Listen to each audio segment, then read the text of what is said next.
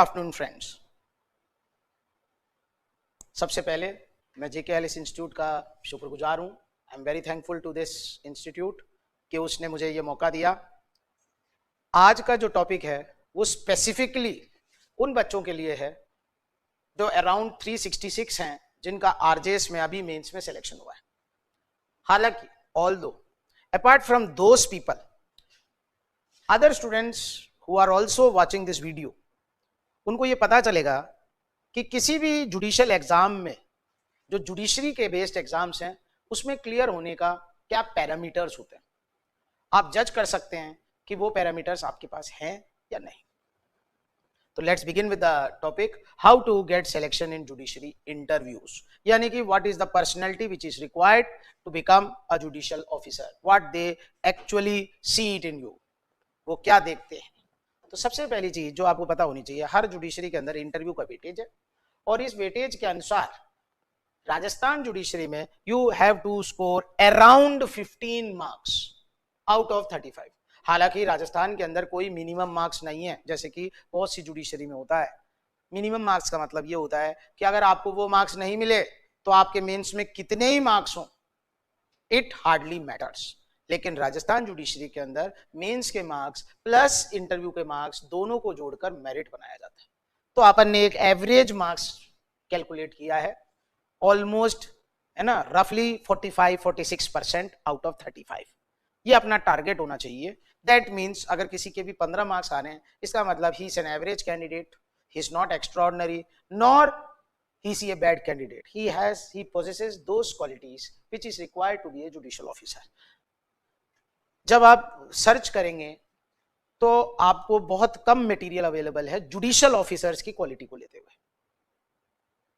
ज्यादातर जो material available है OLQs के बारे में जो बात करते हैं, ऑफिसर लाइक क्वालिटीज, वो या तो आर्म्ड फोर्सेस की बात करते हैं या सिविल सर्विस की बात करते हैं।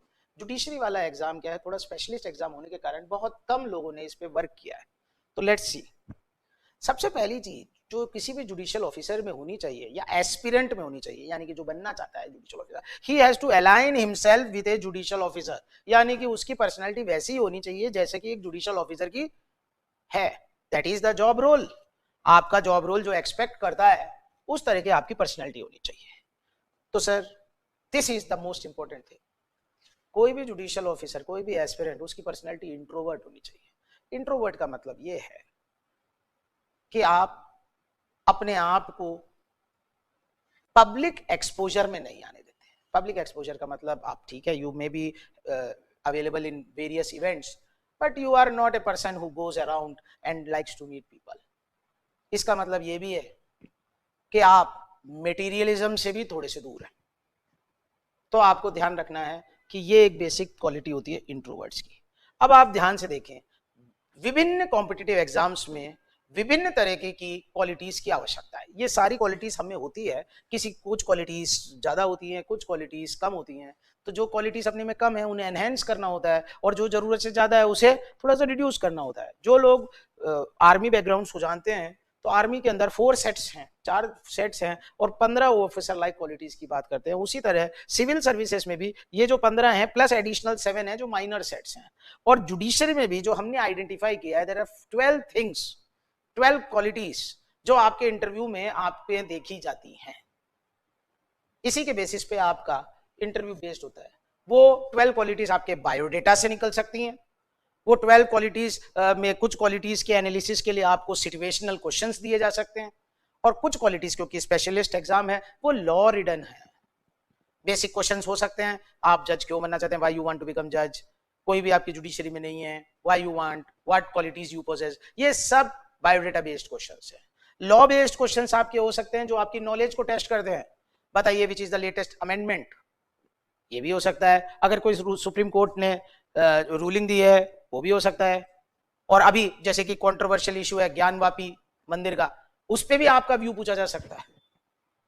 तो हमको हर तरीके के इधर सिचुएशनल, इधर लीगल और बायोडेटा क्वेश्चंस, उससे हमारी बेसिकली 12 क्वालिटीज को एनालाइज करते हैं।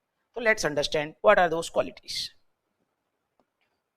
फर्स्ट, याद रखने की बात है, बहुत से जने ये बात नहीं जानते, वो ये सोचते हैं कि इंटेलिजेंस बेस्ड एग्जाम है ये। नहीं, you have to be wise, है ना, नॉट ओनली नॉलेजेबल, ये लिखा है। इंटेलिजेंस का सिर्फ एक पैरामीटर होता है नॉलेज। इंटेलिजेंस में एक्चुअल चीज होनी चाहिए, वो होती है आदमी वाइज होना चाहिए। इसका मतलब ये है अगर थोड़ा बहुत नॉलेज कम भी है, 4 क्वेश्चन में आपने ये भी बोल दिया कि sorry sir I don't know, तो भी चल जाएगा। लेकिन जो भी आपके आंसर्स हैं वो वाइज होने चाहिए। आपके कई जगह व्यूज पर्सनल हो सकते हैं लेकिन सोशली एक्सेप्टेबल हो, कॉन्स्टिट्यूशन के अनुरूप, वो जरूरी नहीं है।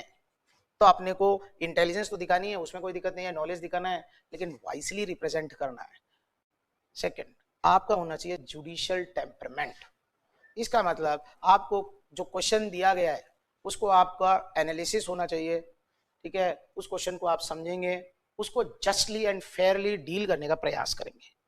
तीसरा, आप में होनी चाहिए पेशेंस। इंग्लिश में बोलते हैं पेशेंस इज अ वर्च्यू। इसका मतलब है आपकी पेशेंस को टेस्ट किया जाता है।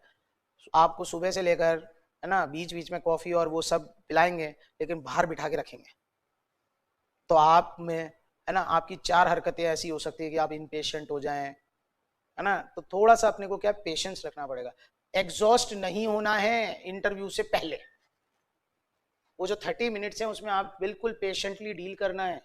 और इसमें कई सिचुएशंस आ सकती हैं जिसमें हाईकोर्ट जज आपसे नाराज हो जाए, 4 चीजें हो जाए, अपने चीजों को व्यक्त करें, तो आपको उसको पेशेंटली डील करना है rather than giving your own subjective answers. बड़े काइंडली निकलना है, पेशेंटली उसके क्वेश्चंस को सुनना है, पेशेंटली आंसर करना है, ठीक है।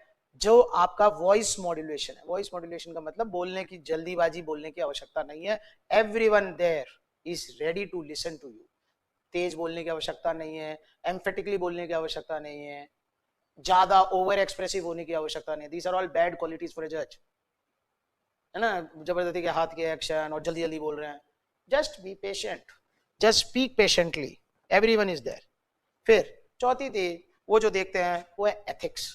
एथिक्स का मतलब है हाउ यूर बिहेवियर इज। जब अपन किसी भी आदमी से कोई भी बात करते हैं तो अपने को, जिस जो बात कर रहा है उसको एक ही मिनट में पता चल जाता है कि वो आदमी कितना रिसेप्टेबल है, कितना सुनता है, कितना एडमेंट है। तो जज को एडमेंट नहीं होना चाहिए, ही हैज टू बी रिसेप्टेबल। उसको सुनना है, दोनों एडवोकेट्स को सुनना है कोर्ट में। और दूसरा, 4 लोग आपके साथ जब बदतमीजी करते हैं तो भी आपको पेशेंटली उनको डील करना है, because you are officer of court, वो कोर्ट आपकी है। तो एथिक्स का मतलब होता है how you conduct yourself with others. पांचवी चीज, करेज एंड इंटीग्रिटी।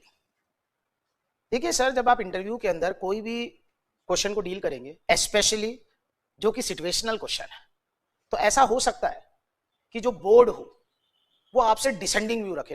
वो बोल सकता है नहीं नहीं हमारा व्यू तो आपसे अलग है, तो भी आप अपने व्यू में सहमत रहेंगे। Then also you should shall not change your view. आप ये बहुत पोलाइटली बोल सकते हैं, sir it may be my view, may be I am wrong, but personally with the limited knowledge which I have, I hold this view. वो आपकी करेज को test करते हैं। करेज का मतलब होता है जब आप कोई ऐसा डिसीजन ले रहे हैं जो अनपॉपुलर है लेकिन सही है, अनपॉपुलर बट करेक्ट, तो आपको उस डिसीजन में खड़ा रहना है। इंटेग्रिटी का मतलब होता है जब 4 आदमी आपको इन्फ्लुएंस कर रहे हैं कि नहीं नहीं आप डिसीजन को बदलें, तो आप अपने डिसीजन में कितना खड़ा रह पाते हैं। Next point, 6th, sir background matters, your legal knowledge matters. मैंने जैसे कि बताया, एक पार्ट है आपके बायोडेटा का, लेकिन दूसरा पार्ट जो है ये एक स्पेशलिस्ट एग्जाम है, यहाँ पर लीगल एक्सपीरियंस और लीगल एजुकेशन मैटर करेगा। अगर आप कोर्ट जाते हैं, if you are a person who is going to court, question shall be asked. If you are a CA, CS, ICWA, question shall be asked. If you are a LLM, DCL, DTL, question shall be asked. फिर है, देखिए sir, मैंने जैसे कि शुरू में बताया था कि there are different types of OLQs which are required in different examinations. Army personnel बनने के लिए सोशल स्किल्स हो सकता है थोड़ा ज्यादा चाहिए, IAS बनने के लिए सोशल स्किल्स हो सकता है थोड़ा ज्यादा चाहिए, लेकिन जुडिशरी के अंदर आपका सोशल स्किल अगर कम भी हो तो भी चलेगा। याद आया होगा शुरुआत में मैंने बताया था पर्सनैलिटी क्या होनी चाहिए, इंट्रोवर्ट। जिन लोगों को जुडिशरी का पता है उनको बिल्कुल पता है कि कितनी पेंडेंसी है कोर्टों में। कोर्टों में ऐसा भी हो सकता है कि एक जज के पास 4-4 कोर्टों का काम हो। इसका मतलब ये एक प्रेशर वाली जॉब है। You have to give a quality judgement, you have to listen to people, you have to handle all the pressures. तो इसको भी देखा जाएगा, वर्क प्रेशर हैंडलिंग, ऐसे क्वेश्चंस पूछे जाएंगे। फिर है सर, देखिए जब इंटरव्यू होगा तो दो जने अपने विचारों को आदान प्रदान करेंगे। ये कोई 12वीं के बच्चे का एग्जामिनेशन नहीं है, ये एक most mature person in education field का एग्जाम है। जिन लोगों को आप जानते हैं या आप खुद भी डबल ग्रेजुएट्स हैं, डबल ग्रेजुएशन है प्रोफेशनल डिग्रीज में, तो आपका तो कम्युनिकेशन बिल्कुल ही रेस्पॉन्सिबल होना चाहिए। इसका मतलब वो लोग जो बोर्ड में हैं वो आपके साथ कंफर्टेबल बिहेवियर रखेंगे। वो आपको बोल सकते हैं भैया ये चाय पी लो, ये कर लो, पानी पी लो, ये बिस्किट ले लो, लेकिन डेकोरम की मर्यादा रखना आपके ऊपर है। आपको मैं बता दूं सर, पिछली बार लास्ट टाइम इंटरव्यू में ड्रेस कोड भी था। इसका मतलब everything you have to be in uniform. जो ड्रेस कोड था वो ये था, जो कोर्ट की यूनिफॉर्म है, black pant, white shirt, black tie, blazer, और लड़कियों के लिए सफेद सलवार सूट विथ कोट या साड़ी विथ कोट। इसका मतलब you can not be casual, your all communication should be responsible, they can be casual. फिर है आपकी बातों से पॉजिटिविटी रिफ्लेक्ट होनी चाहिए, that you are a positive person. हो सकता है आप 2 बार पहले इंटरव्यू दे चुके हो, तो भी आपका फेथ सिस्टम पे बना होना चाहिए। फिर आया, कई जगह ऐसे सिचुएशंस आ सकते हैं जहां पर आपकी इम्पार्शियलिटी और जस्टनेस को इवेल्युएट किया जाए। आप एक जनरल कैंडिडेट व्यक्ति हो सकते हैं और आपसे पूछा जाए कि भैया कि रिजर्वेशन पॉलिसी पे आपकी क्या राय है, ईडब्ल्यूएस पे आपकी क्या राय है, 400 चीजों पे आपकी क्या राय है, तो वहां पर आपका आंसर इम्पार्शियल होना चाहिए।